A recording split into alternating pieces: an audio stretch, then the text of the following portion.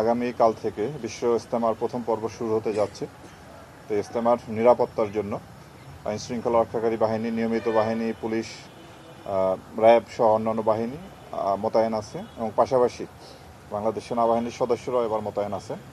তো আমরা নিরাপত্তার জন্য, সার্বিক নিরাপত্তার জন্য র্যাবের আপনার ফুট পেট্রোল, গাড়ির টহল এবং মোটরসাইকেল টহল, স্ট্যাটিক ফোর্স, রিজার্ভ ফোর্স এবং আমরা ড্রোন ব্যবহার করতেছি এবং সিসিটিভি প্রায় 120টার উপরে সিসিটিভি বিভিন্ন গুরুত্বপূর্ণ পয়েন্টে মোতায়েন আছে এবং আমাদের কন্ট্রোল রুম থেকে এগুলি নিয়মিত মনিটর করা হবে।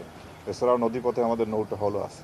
তো সার্বিক নিরাপত্তার জন্য প্রয়োজনীয় যে সমস্ত ব্যবস্থা গ্রহণ করা দরকার সবই আমরা গ্রহণ করেছি এবং আশা করি যে ইজতেমার এই পর্বটি সুন্দরভাবে, সুষ্ঠুভাবে সম্পন্ন হবে এবং নিরাপত্তাজনিত কোনো ধরনের কোনো সমস্যা হবে না বলে আমরা আশা করি।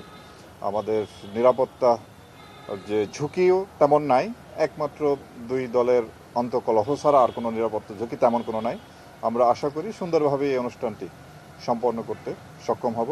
তো আমি যারা ইজতেমায় আসবেন তাদের সবাইকে স্বাস্থ্যের দিকে লক্ষ্য রাখার জন্য অনুরোধ করব।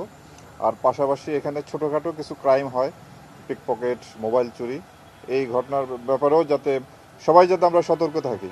আমরা যদি এখানে ইজতেমা আগত যারা আছেন তারা এবং আমরা আইন শৃঙ্খলা রক্ষাকারী বাহিনী সবাই যদি সতর্কতার সাথে ডিউটি করি, ইনশাল্লাহ এই পর্বটি সুন্দর এবং সুষ্ঠুভাবে সম্পন্ন হবে।